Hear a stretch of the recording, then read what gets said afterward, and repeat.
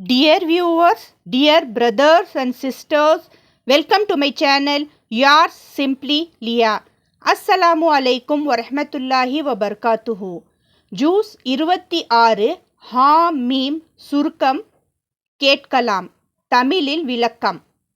பிஸ்மில்லா இர்ரஹ்மான் நிர்ரஹீம். இந்த ஜூஸ் பின்வரும் சூறாக்களை கொண்டுள்ளது. சூரா அல் அஹ்காஃப், சூரா முஹம்மத், சூரா அல் ஃபாத், சூரா அல் ஹுஜுரத், சூரா ஹாஃப் மற்றும் சூரா அத் தாரியாத். சூராவின் 30வது ஆயத்து வரை உள்ளடங்கியது. ஜூஸ் 26 தொடக்கத்தில் இந்த ஜூஸ் சூரா அல் அஹ்காஃப் மூலம் தொடங்குகிறது. இதில் அல்லாஹ் கூறுகிறார், இந்த குர்ஆன் அனைத்தையும் வல்ல ஞானம் மிகுந்த அல்லாஹ்விடமிருந்து அருள்பட்டது. வானங்களையும் பூமியையும் அவற்றுக்கிடையில் உள்ள அனைத்தையும் அல்லாஹ் உண்மையான நோக்கத்திற்காகவும் குறிப்பிட்ட காலத்திற்காகவும் படைத்துள்ளார். ஆனால் நம்பிக்கையற்றவர்கள் எச்சரிக்கையை புறக்கணிக்கிறார்கள்.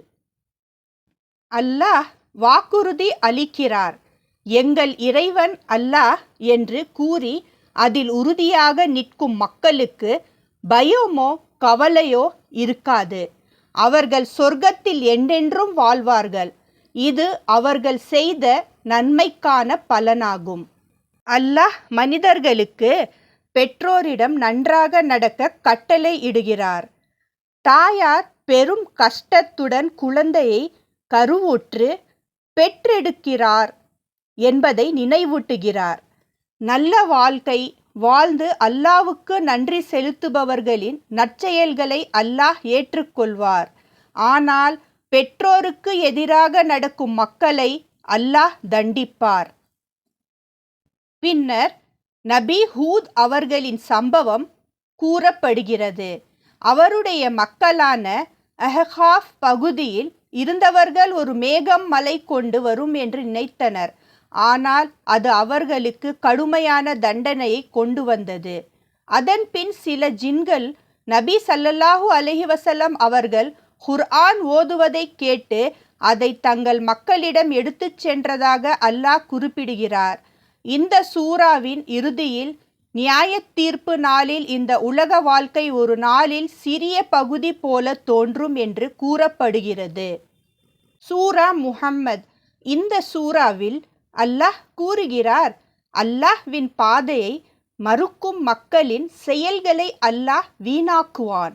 ஆனால் நம்பிக்கை கொண்டே நல்ல செயல்கள் செய்வோர் நபி முஹம்மது ஸல்லல்லாஹு அலைஹி வஸல்லம் அவருக்கு இறக்கப்பட்டதை உண்மையாக நம்புவோர் அவர்களின் பாவங்களை அல்லாஹ் மன்னித்து அவர்களின் நிலையை சிறப்பாக மாற்றுவான். போரின் நேரத்தில் முஸ்லிம்கள் எப்படி நடக்க வேண்டும் என்பதையும் அல்லாஹ் விளக்குகிறார்.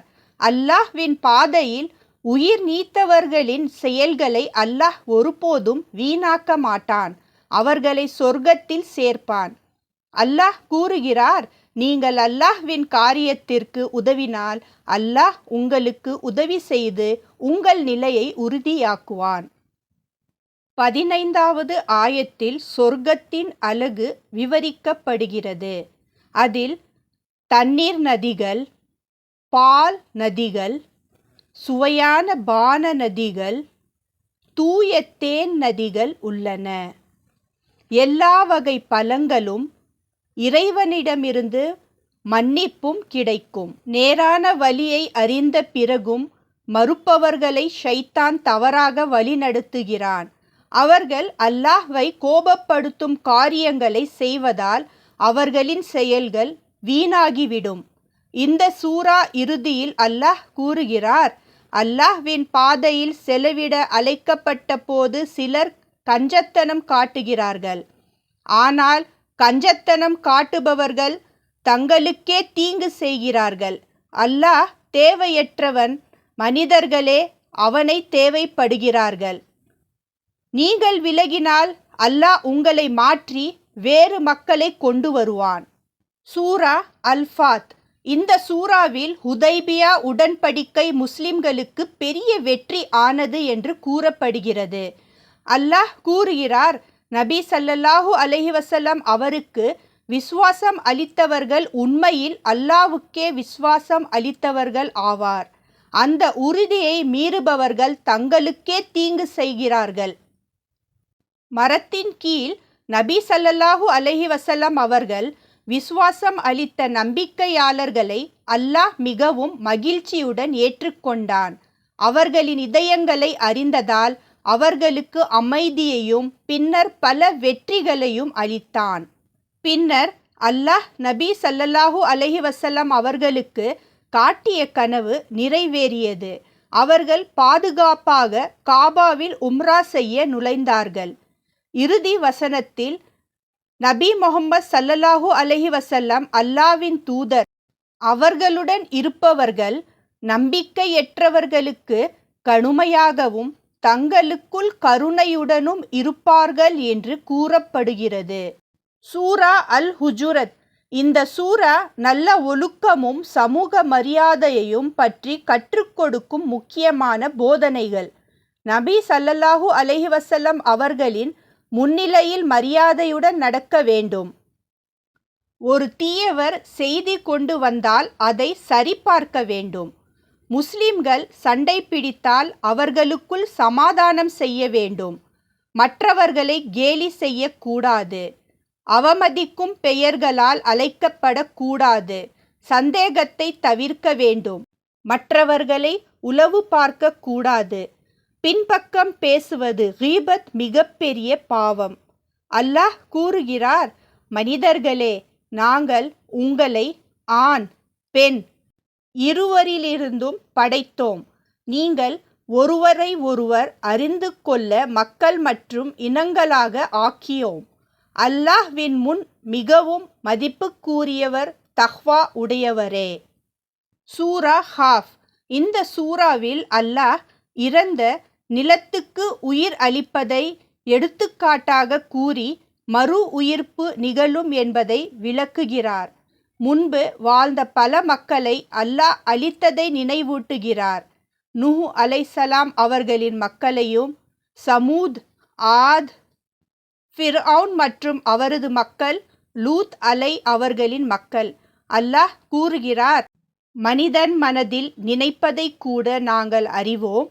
அவனுடைய கழுத்து நரம்பை விட நாங்கள் அவனுக்கு அருகில் இருக்கிறோம்.